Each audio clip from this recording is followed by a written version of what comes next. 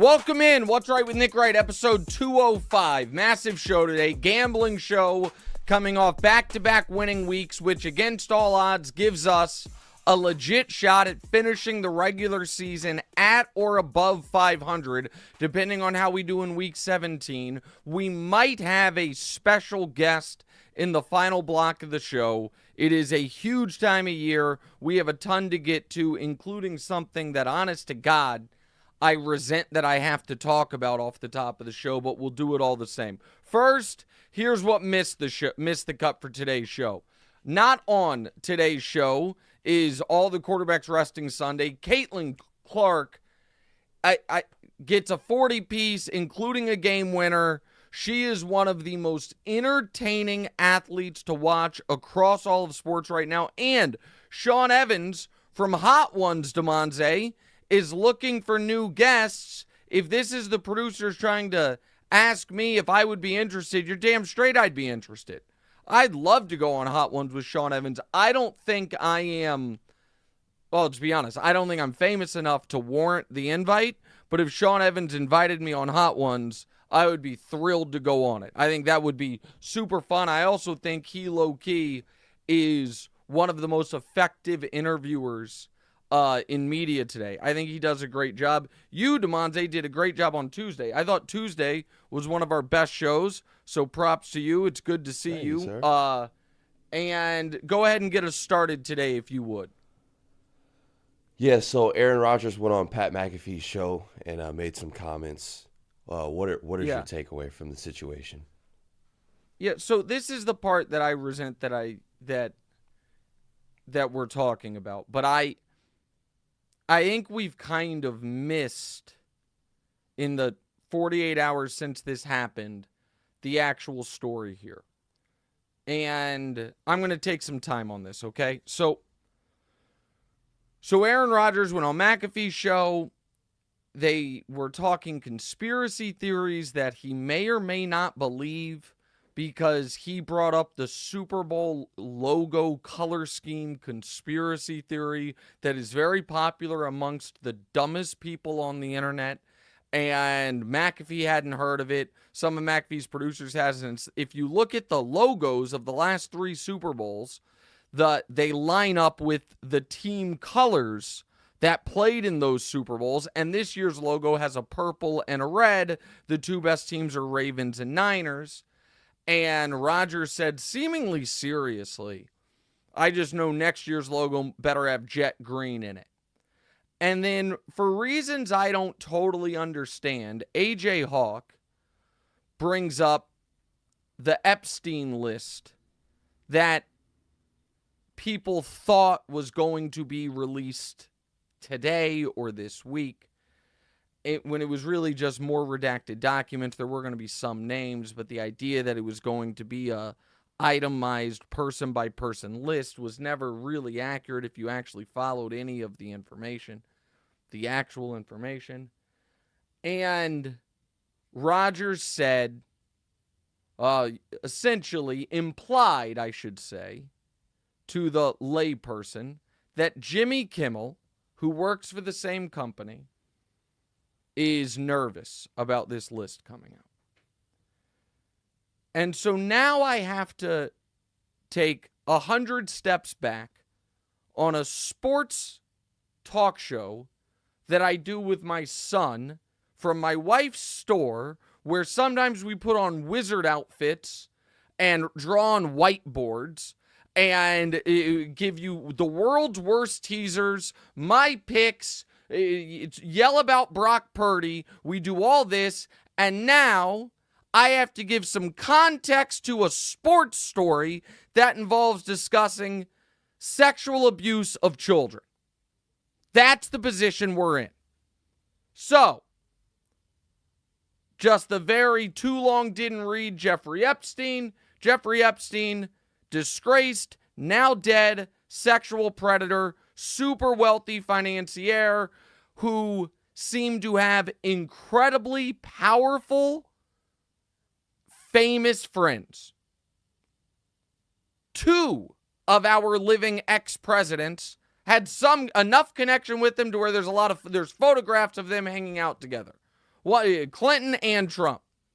The prince in England had a large connection to him, and it would appear, and I don't even think I would say it would appear, because the guy was convicted and then died in prison, that Jeffrey Epstein systematically, over the course of years, sexually abused high school age girls. And many of his famous friends, this part I should say would appear, engaged in similar, illegal, despicable, reprehensible acts. Epstein, after a long time, was finally convicted and then died in prison under what I think most people, you don't have to be a full-blown conspiracy theorist to say, is odd circumstances. Guy was on suicide watch, managed to reportedly commit suicide, and the cameras weren't working, the guard wasn't there, and a lot of, that seems odd. That's the context. And at some point in the relative recent history, the Epstein list has been used as a cudgel to attack people you don't like, which in my opinion is weaponizing the sexual abuse of children for your own personal gains. At no point, I shouldn't say at no point, at some point, the focus of anything involving Jeffrey Epstein moved off of the dozens of young girls whose lives were irrevocably altered at the hands of the abuse of wealthy, powerful men and women in some cases. And instead of that being the focus shifted to a way to almost make it a synonym for, I don't like you, I don't trust you, you're a bad guy. And it's just thrown about flippantly. And that then brings us, now that we've given the background, to what Rodgers did on McAfee's show.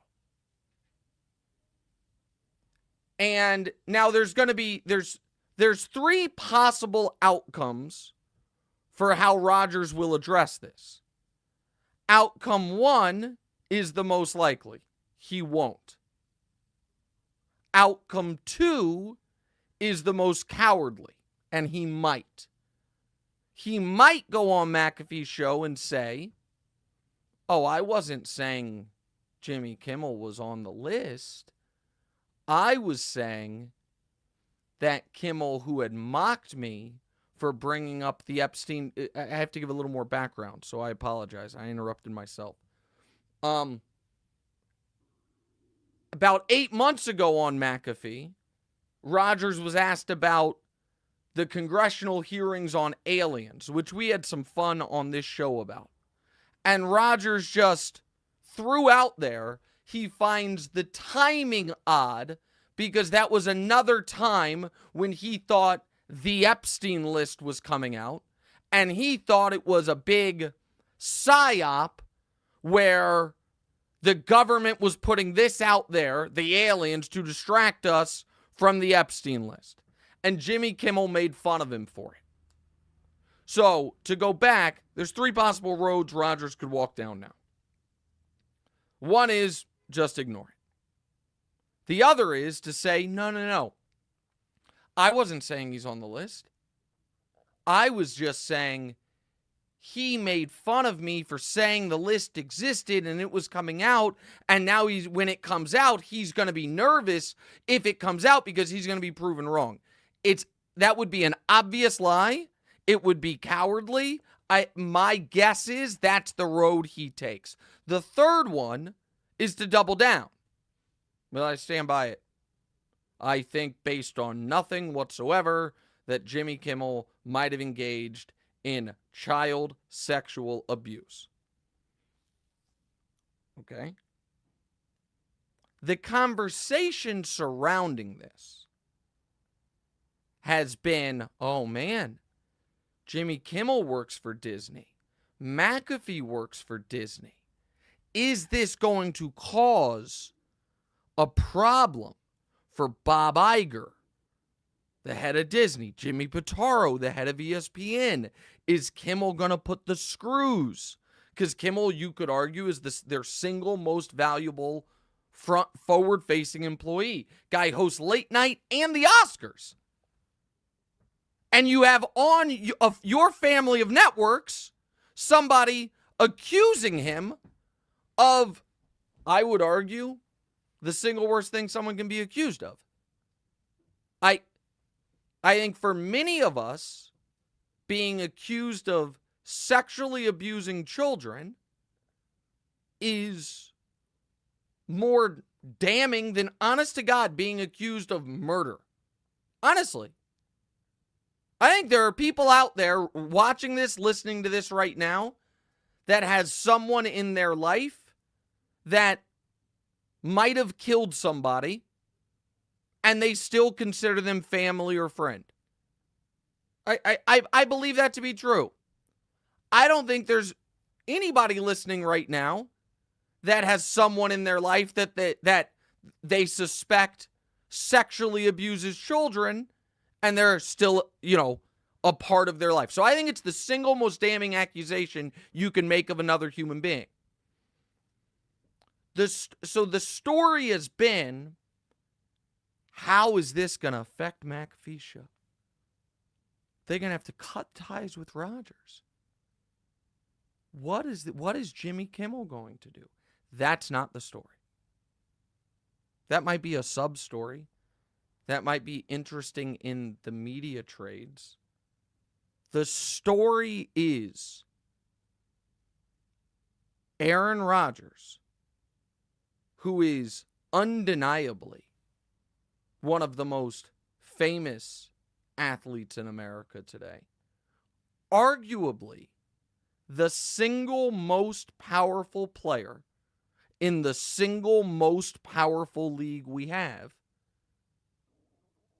has crossed the Rubicon from wacky conspiracy theory guy to malignant force in the culture, and nobody seems to have batted an eye. No, we are. If Steph Curry went on the Dan Patrick show and just casually said, implied that Julia Roberts murdered somebody and seemed serious about it, I don't think the story would be, is this going to affect Dan's relationships with Julia's movie studio? I think the story would be, what the hell happened to Steph Curry? But because Rodgers has been slow dripping this, and while doing it, has gathered his own almost army of internet supporters, that this morning, I don't recommend you do this, but it's somewhat instructive. I don't tweet that much anymore. I retweet clips of the show. I try to be lighthearted on there. I don't give a ton of opinion unless I'm watching live games. But I tweeted about this morning. Partially because I wanted to, and partially as a social experiment. And if you check the replies to the handful of tweets I sent, what you're going to see is people calling me a pedophile. People saying I'm nervous about the Epstein list.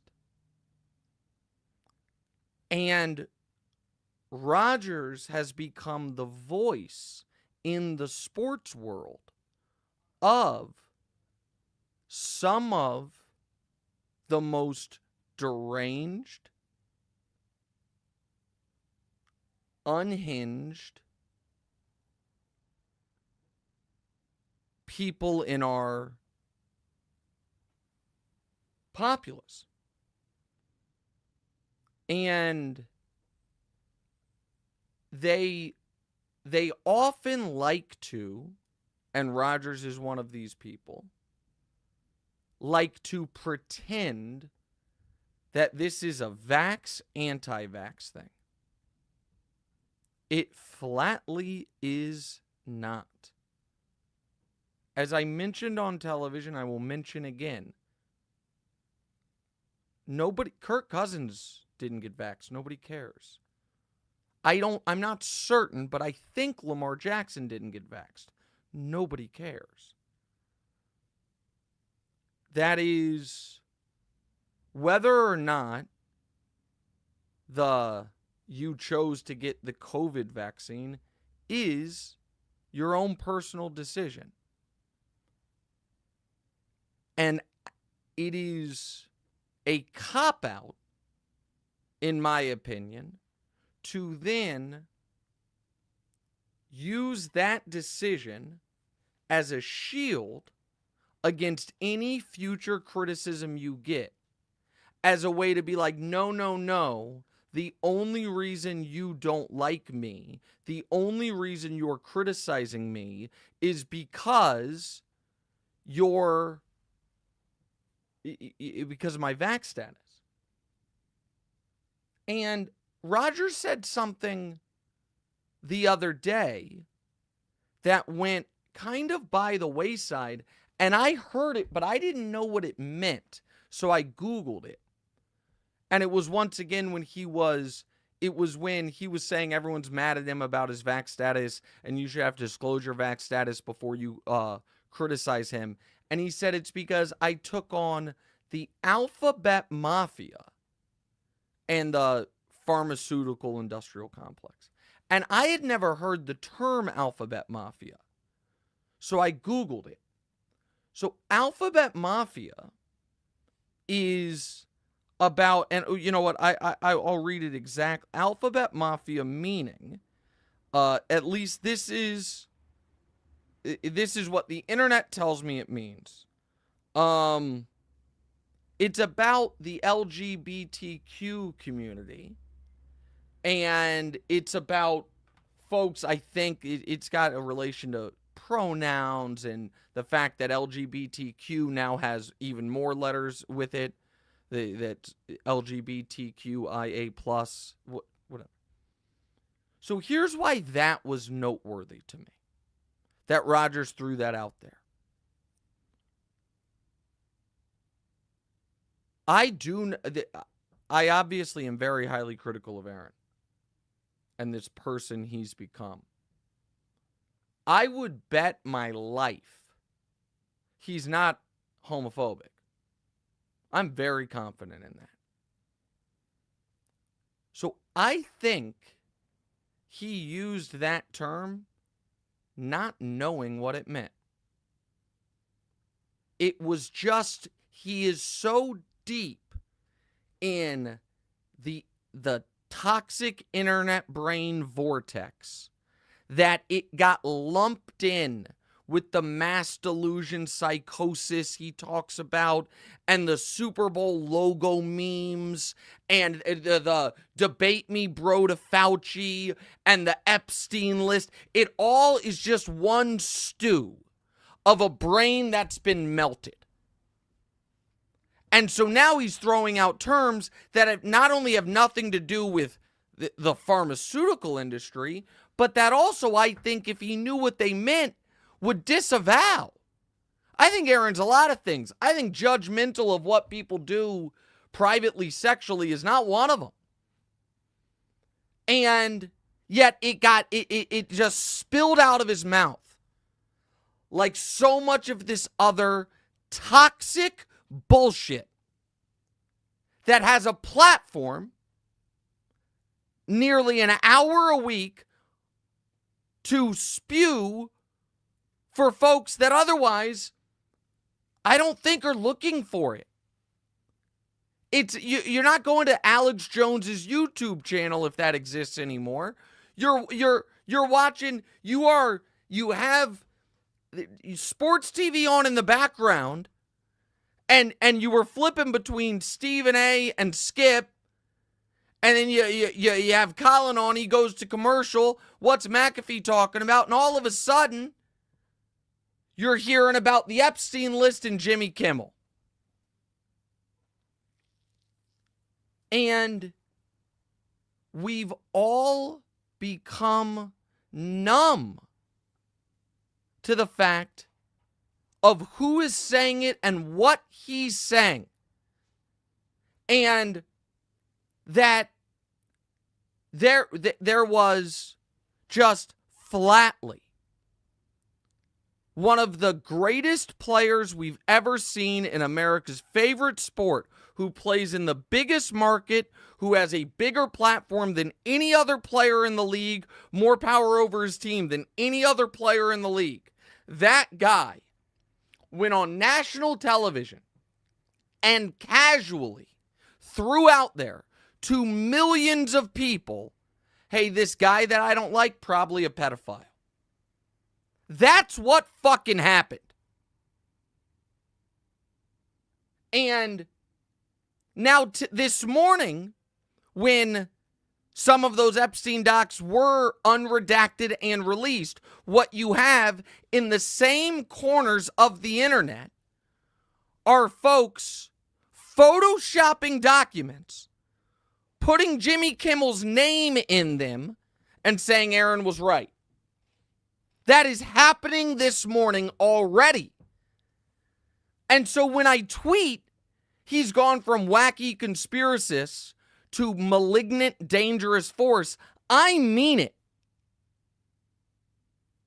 The idea that there aren't real-world consequences, because again, I want to be very clear on the allegation here. And I hate that we're talking about this. But because now, God dog it, now I have to talk about Pizzagate for a moment. There was this same insane corner of the internet was pretty convinced a pizza shop in Washington, D.C. had a basement where children were ritualistically sexually abused and that Hillary Clinton was involved. I know it sounds crazy. I know it sounds like, what are you talking about? Except for the fact that a guy drove 3 hours from his home to the pizza shop with a rifle, came inside, and demanded to see the basement. Because if you truly believe these things are happening, you're almost obligated to do something like that. That's where the danger comes in. And McAfee can say we were shit talking, we're just guys, locker room talk, all this. If you truly believe children are being abused, can someone blame you? If you're like, you know what, God dog it, I'm going to stop this. Of course not. And so when Jimmy Kimmel says, you put my family in danger, he's not wrong. He's not. And when you try to hide behind, oh, we're bleep talking, it is not saying his show sucks. It's not saying it should be canceled. It's not saying he's not funny. You are levying the single most damning accusation you can levy against another human being. You're doing it either because your brain is so rotted from your own YouTube algorithm, you believe it, or because, you know what? I don't like that guy. He made fun of me, and I'm going to sick my corner of the internet on him. I don't know what's worse. I do know that's the story. Either Aaron Rodgers will believe anything. He wasn't joking about the NFL, the sport he's damn near the face of being rigged. And by the way, they give a little wink and a nod to rigging it by having the Super Bowl teams be the color scheme of the Super Bowl logo 9 months ahead of time, which is such a objectively silly conspiracy theory, you could dismiss it. But either the brain is so rotted, I think that's real. I think that's happening. Or so cavalier. Nah, I don't believe it, but I know this will make his day shitty. Nah, I don't believe it, but what are you going to do to me, pal? I don't know which is worse. I do know that it's not going away, and it's only ramping up. And here is now what happens. If the plug gets pulled on this interview, then guess what? Oh my God. Cancel culture. Run amok. Can't even joke around with your buddies without the powers that be censoring you. And if it doesn't, then it will just continue unabated. And so I do not want to be misunderstood here, okay? I don't think this is funny. I don't think it's about the internal politics of Disney. And I don't really have that much ill will on this towards McAfee, who I think would greatly prefer that these things not happen. He has some ownership of it because it's happening on his show, but that is not the issue here. The issue here is one of our most prominent voices in sports has become the face, the voice, and more importantly, the megaphone for any batshit crazy, half-baked theory he stumbles across on the internet. And it unfortunately is a bit of a canary in the coal mine for what a lot of us are dealing with in our own personal lives with our own friends, family, or extended family. Someone who pre-pandemic was, would maybe forward you every once in a while an Instagram video that was like, hey, could the earth be flat? At least worth, watching this. Over the last 4 years has gone from, okay, I mean, what do you, really? Like, we're going to do this? To, no, you don't, what do you mean that they're not putting microchips in all of us to control how we think and what we do and what we buy and who we vote for? Wait, you haven't done the research? And believe it down in the marrow of their bones.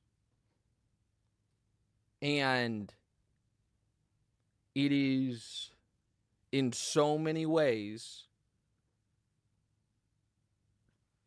tearing us at the seams that hold us together as a population. And it's now getting featured for an hour a week when you're trying to hear people argue about Brock Purdy. I don't know, man. It ain't good. I do know that. Quick break, right back. What's right?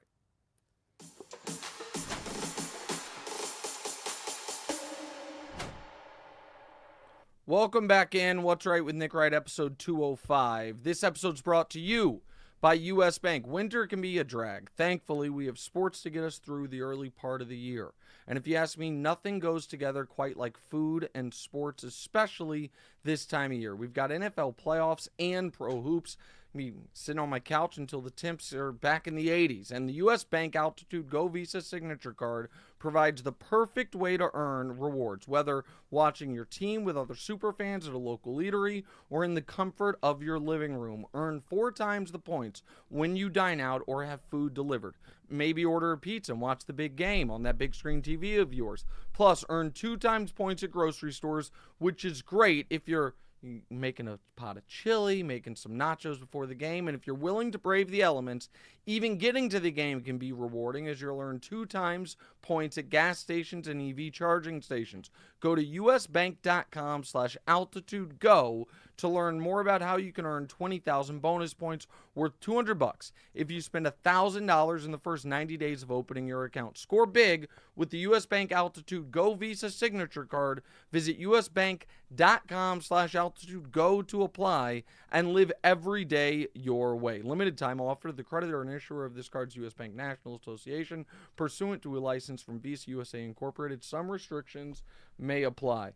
All right, real quick, before we get to the gambling show, and we don't have to get into it because I will not be checking my replies here. Damonza, you did for a moment. Was I correct that I was just instantly accused of the worst things anyone can be accused of? You look, because let me just, before you even answer, let me explain to the audience. I'm looking at a monitor. The monitor shows what you guys are seeing, and then beneath it, it has 3 small boxes that has like a single camera on me, a single camera on Damonza, and then a middle box that can be whatever, like graphics we have coming or whatever. So while I was talking and I said, check my replies, I saw Damonza go to his phone and then start looking, and I saw the look on your face, and you looked like legitimately furious. And so I don't know, but I'm assuming it was exactly what I assumed had happened. Correct? 1,000%. It's and you can't reply. Like you can't say anything. No, you can't. Can't reply. Can't say anything.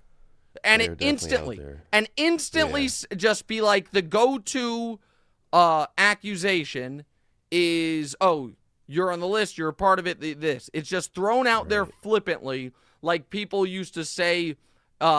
The way people used to make fun of my nose is the way people will just go to this. It's really unbelievable. Okay, back to the regularly scheduled programming because, hey, buddy, we're out here winning bets. We're out here giving out winners. We're out. Don't squint your brow. Let's show week 16 back-to-back weeks 3-2. All right, so here it is. Week 16. A couple weeks ago, we gave out the picks on the air. Giants plus 12 at Philly, never a doubt. Detroit minus 3 at Minnesota, easy winner. Washington plus 3 at the Jets, we'll take it. Dallas plus 1.5 at Miami. They lose by 2, but we feel okay about it. Indy plus 1 at Atlanta. I'll be honest with you, I don't remember anything about that game. It's from 2 weeks ago, Indy, Atlanta. I think Atlanta blew them out. I don't think I got unlucky there. That was a 3-2 week. Now, show me week 17. Week 17 picks.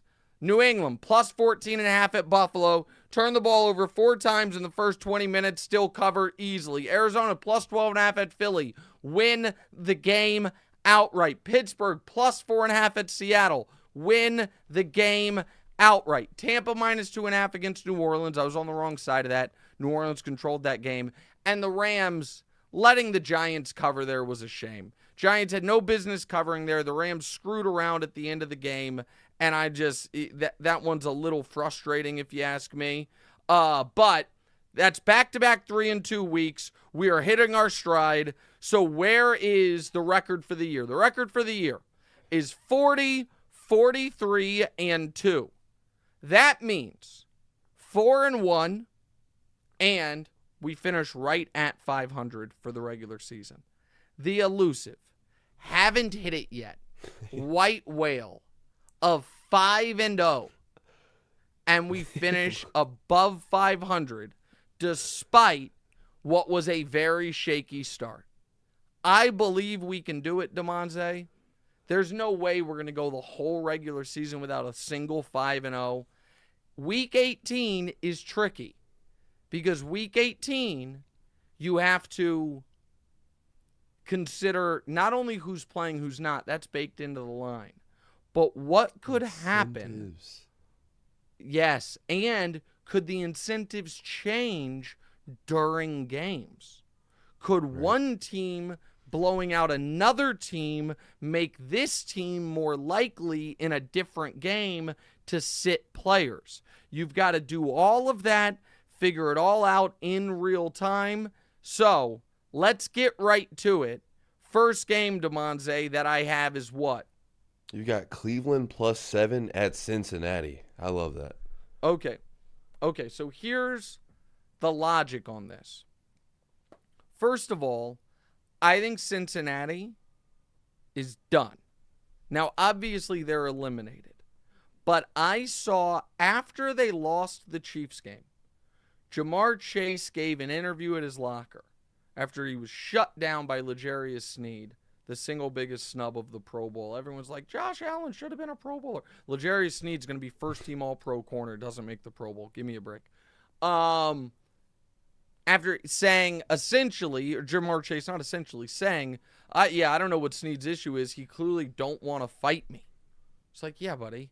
He's trying to win a division. You're trying to keep your playoff hopes alive. And then when he said that, T. Higgins started laughing with him. Cincinnati went into that game with the playoffs alive. They had to win to stay alive. Had they won, they'd be alive this weekend. They're playing the team that ended their season in this building less than a year ago. They had a 10-point lead. They lost. And after the game, the two best players on their offense are in such high spirits, they're laughing and giggling about fighting or not fighting the opposition. That tells me this team in a meaningless Week 18 game against Cleveland is not going to have the juice they need to cover 7 points. I'm not sure how much Higgins or Chase will play. I know Cleveland and Jim Schwartz, they run the least creative defense in football. They basically just line up and play every single snap, which, why does that matter? Because for your backups, it's the easiest scheme to insert a backup into. So you want to have the talent of the other guys, but like Steve Spagnuolo's scheme, the Chiefs D coordinator, super complicated. And you saw in that Packers game, Damonza, when they were already without one linebacker, Nick Bolton, and then Drew Tranquil went down, and then the safety went down, and they're trying to do all these exotic blitzes and things they can't with backups. And they just got cooked because that's a very complex defense. Cleveland is not that. Cleveland's just a plug-and-play essential defense. I'm getting 7 points. I understand it's Jeff Driscoll playing quarterback, or whoever the hell. I think it's Jeff Driscoll. I don't even know who the Browns. Jeff Driscoll's playing for somebody right now. Yeah, I don't care. And so Cleveland's locked into the 5. Cincinnati's locked out. I'm getting 7 points. Cleveland might win outright. They're certainly not getting blown out. Give me the full 7. I'll take Cleveland. This game doesn't matter for Cleveland. Their spots already secured. No, they can't fall to the 6. They can't move up to the. They can't win the division. If he was playing, buddy, they wouldn't be getting 7 points. Yeah, that's if they were playing their starters. Yeah, if they were playing their starters. But so Miles won't play, Amari won't play, Flacco won't play. Will be the Cleveland backups. But I think Cincinnati's going to play some backups. You think Cincinnati's basically checked out? All right. You checked out. 1, 2, 3 Cancun. Absolutely. All right, next. Next you got New England -1.5 versus the Jets. Might be Belichick's last game ever as a Patriot head coach. He's not losing to the Jets for the first time in 8 years. It's simple. The Patriots have beaten the Jets 15 straight times. Belichick despises the Jets. It could be his last game. He's not tanking. The Jets, meanwhile, they're going with Simeon again. And the Jets coaches know we're back next year because Aaron demanded it. So there is, they sneaky would like a better draft pick. You think Belichick gives a damn about the draft pick when he might not be the one making it? This is a very, very simple math plus the added stuff. Salah's the worst coach in the last 20 years with extended rest. They last played on Thursday. I thought New England, listen, the turnovers were egregious. I thought their defense once again played excellent, all things considered, against Buffalo. There's pride here. It's Belichick's farewell. It's in Gillette. New England -1.5. Love it. Next. Detroit -3.5 versus Minnesota. Okay, so Detroit is 95% locked in to the 3 seed. And Minnesota has to win to have a chance for the postseason. So in that regard, you would think this is, a Minnesota spot. However, Detroit, the way Detroit moves up to the 2 line is if Dallas and Philly lose. I don't think that's going to happen, but they can't go into the game assuming it's impossible. So they're not going to rest Goff. You know what I mean? They're going to play at least their guys for the beginning of the game. I think Dan Campbell is so livid about last week and Dan Campbell desperately does not want to go into the playoffs losing 2 in a row after having such a good season up to this point. I also think that the Vikings quarterback situation has turned full-blown disaster on them. And it's in Detroit.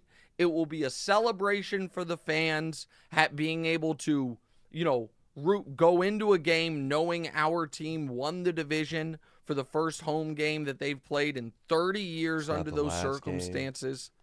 It's not. And so we saw last year Detroit in Week 18 pull out all the stops to beat Green Bay when that was a meaningless game for them. This is not quite meaningless, but it's Detroit at home against the Vikings quarterback situation. The 3.5 you feel a little squeamish about, but I don't mind it. I'll lay the 3.5. Nick Mullins, Jaron Hall, doesn't matter. The Vikings should have stuck with Josh Dobbs.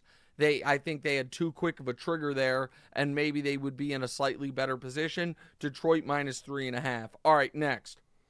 You got Giants +5.5 versus Philly. All the home teams. Yeah, so, except for Cleveland. Except for your first Cleveland's one? in Cincinnati. Yep. So here's the Giants +5.5 logic. It's not only that Dable, I think this team, likes him and plays hard for him. We saw him play hard 2 weeks ago against the Eagles. Saw him play hard this week against the Rams. It's also that I think Dallas is going to get out to a quick, early, big lead against Washington. When that happens, Damonza, I think Philly pulls their guys. Jalen is banged up. Jalen is, Devontae Smith is obviously hurt. I think that Philly is going to go into this game saying we're playing our starters. And if Dallas is up 17-3 on Washington, then all of a sudden, this game becomes totally meaningless for Philly. If Dallas wins, Philly's the 5 seed no matter what.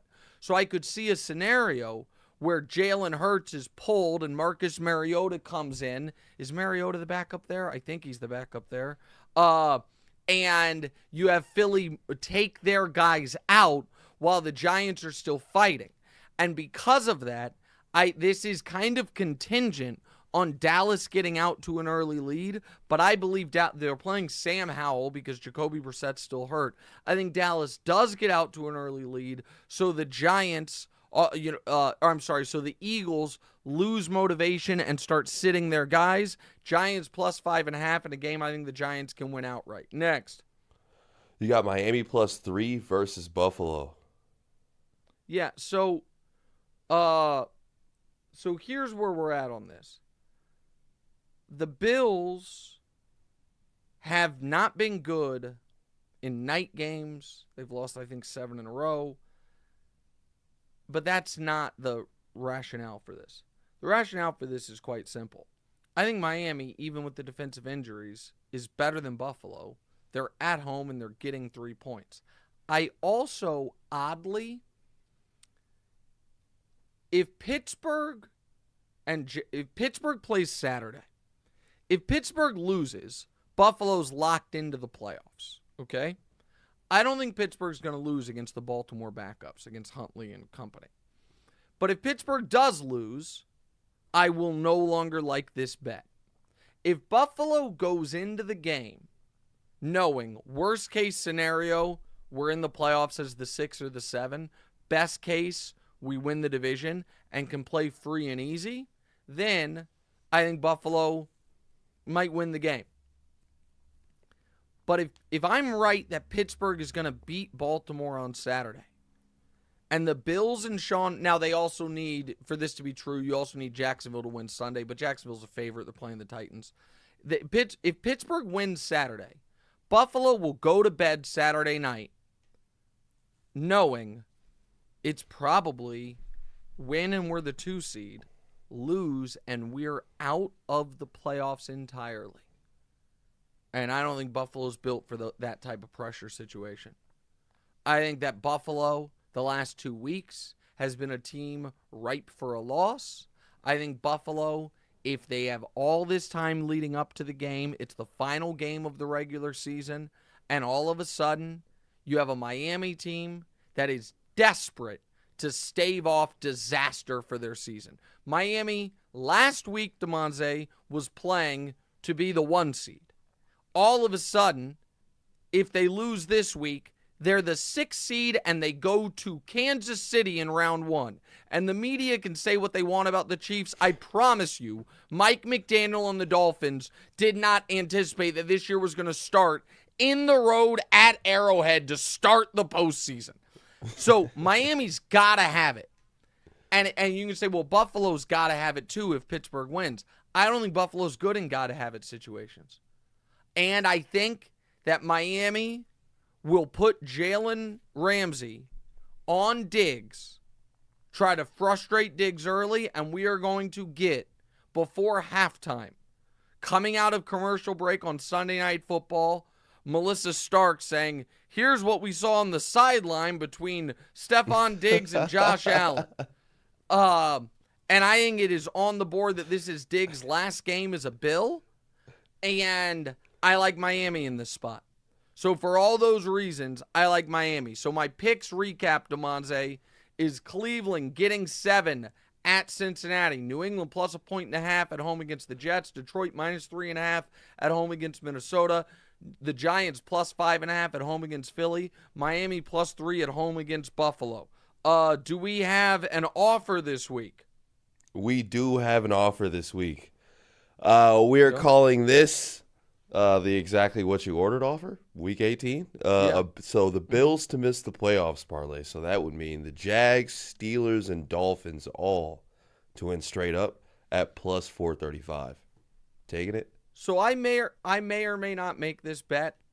Right now, though, I'm telling you, and I don't know if any of them watch, but if you're a Bills fan, this is not my style, but I can still recommend it. Make this bet. If you're a diehard Bills fan, just put a little bit on this because if you all of us, you're going into this weekend thinking you're going to win the Super Bowl if you're a diehard Bills fan. We're going to beat Miami. We're going to be the 2 seed. We're going to get some nonsense team in round 1. This is what Bills fans are thinking. We're going to get whoever the 7 seed is in round 1. We're going to wax them. Then Patrick Mahomes has to come to our building for the first time ever. We're going to beat them, and we are cooking with gas. That's what Bills fans are thinking. I didn't think. I thought you weren't a hedger. I thought you said no. I'm not.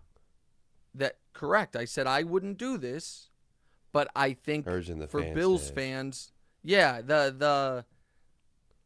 I know that's where your head's at right now. It is going to be almost indescribable pain if Pittsburgh wins Saturday, Jacksonville wins Sunday at 1, and then you guys lose to the Dolphins and you're out entirely. Mitigate that a bit by making this bet, Bills fans. Mitigate it just a bit. And if it doesn't come in, you're not going to be upset because your team's in the playoffs. Even if you lose, your team's still in the playoffs. So I strongly recommend that. We have a never before seen, never before done special year in review C block involving one of our most famous and beloved viewers ever. That's next. What's right?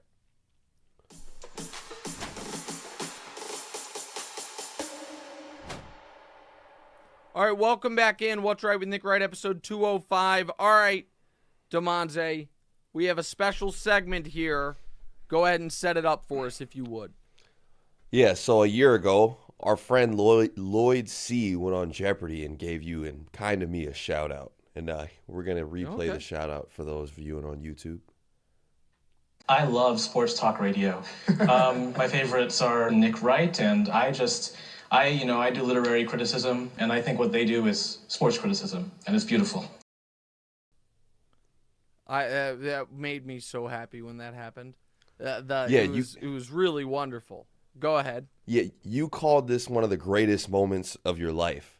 So it's been exactly a year since this came out, and it's not too late for a year in review. And so why not combine the two with your lifelong dream of being on Jeopardy? Okay. Then let's do it. We're going to do What's Right Jeopardy. Let's go ahead, and I think Lloyd's involved, so go ahead and run the animation, please. Welcome to What's Right with Nick Wright Jeopardy. I'm your host, Ivy League professor, 2-time Jeopardy champ, but most importantly, #1 fan of What's Right with Nick Wright, Lloyd C. With a new year underway, the producers and I wanted to check how much the two of you really know about the show and each other. Our categories today are overs and unders. There won't be any buzzers today. We'll just alternate, starting with Damonza. Starting with Damonza. All right, sweet. Go ahead. I'll start. Can I go unders for 600? We're going big.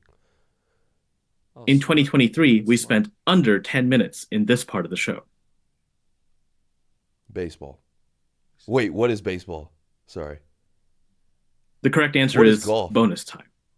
Damn it. Oh, bonus time. Because I went long on everything. Okay, that's pretty good. That's a good answer by Lloyd. But my head was where yours was as well, Damonza. In that I thought, and by the way, I'm making an executive decision on the scores here, guys. We're not doing negative for wrong answers. Because since we have to answer the questions, and because I want to make sure that Damonza has money and I have money when we get to Final Jeopardy, we're not doing negative. Because you should only do negative if you buzz in like I want to answer it. We're not doing that. All right, Damonza did exactly what my strategy was going to be, which is, given the fact that we're alternating answers and questions, you got to make sure you have an opportunity to answer the high dollar amounts. So that was a heady play. So I'll go overs for 600. In 2023, we spent over 20 hours in this part of the show. Over 20 hours in this part of the show. I mean, it's got to be the A block. It's got to be the A block. Oh, in this. The correct answer is overtime.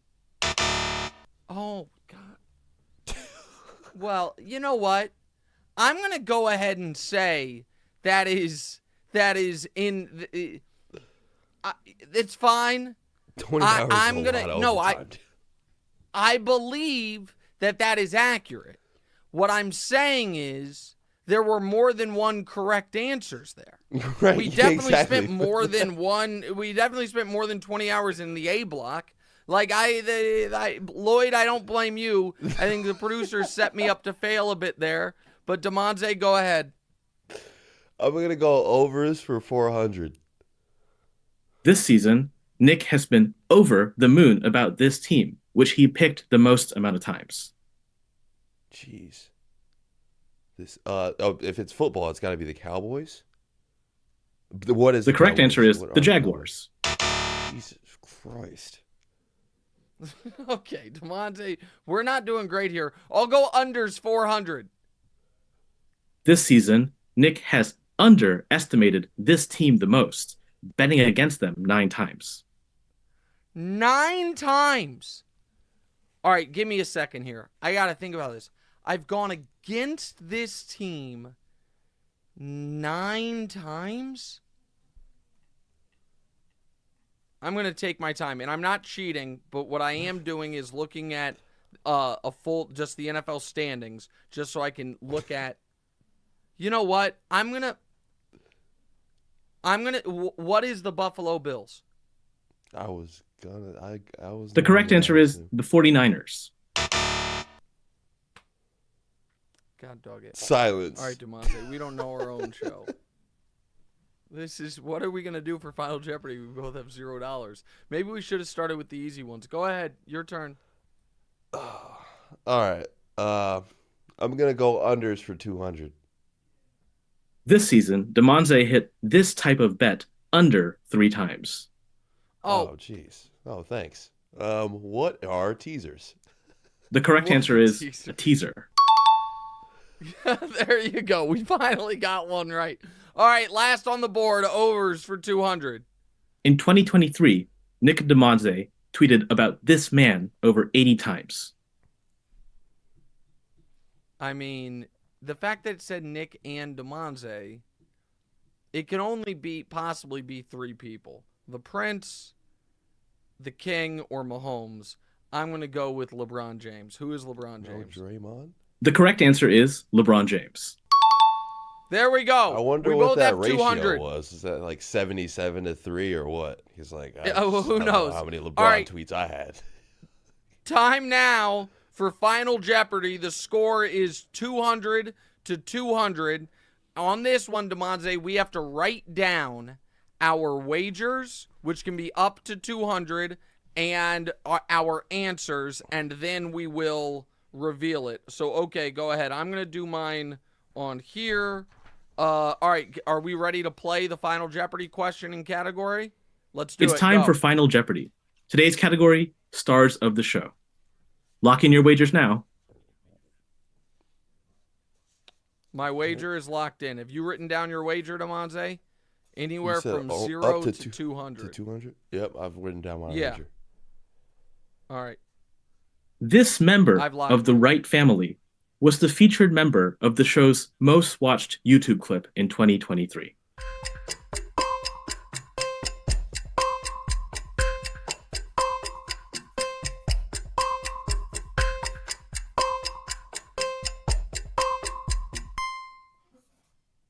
All right. I've got my answer. Okay, nobody can read that. What does yours say? Mine says the- Granddaddy for 200. Oh, damn it. Mine says Deanna? Deanna for 199. What's the answer? What's The correct answer was Diora Wright. Oh! And today's winner is so Nick. we're Great both- game and good luck on another year of the What's Right with We're Nick Wright both podcast. wrong, but my wager strategy paid off. I left myself $1, so I'm the returning champion. What a moment. What a moment. I absolutely outfoxed you there. I knew you'd go big. I knew it. Now, if we both got it right, I would have felt bad I'm not about gonna it. lie, that thing kind of frustrated me. Yeah, me too. This whole thing is kind of like, what's going on? Oh, so This is the Diora? top clip of the show was when Damonza got kicked off the show for Diora. So that And it was the the first top one. clip. Oh Yeah, no, I guess it was they- okay. Yeah. Yeah. So that was that. Well, how about that? $1. I move on That was- to fight again next year. That was bad. We did terribly there. That was Yeah. really bad. We both got Final Jeopardy wrong. We only got the gimme questions right. We really did poorly. Thank you, Lloyd. That is really, and a shout out to our friend Lloyd. Thank you for that, Lloyd. Thank you to everyone who was watching. Appreciate you guys. Do me one favor if you got to this point in the podcast. Don't argue with people in my mentions today. Don't. It's not worth it for your own mental health. Let these people yell into the void and know that I'll never see it. Talk to you guys on Tuesday. See you later. What's right? Hey, it's Nick Wright. Thank you so much for watching. Please do us a favor. Click subscribe. It helps my ego, and Damonza's got a financial bonus writing on a number of YouTube subscribers, so help him out. And also, click the bell. I don't know what the bell does, but they tell me to tell you to click the bell. And if you're audio listeners, people that have commutes, drives, whatever it is, subscribe to the podcast as well, wherever you get the podcast. Same show, just in your ears instead of through your eyes. All that. Check it out. Appreciate y'all.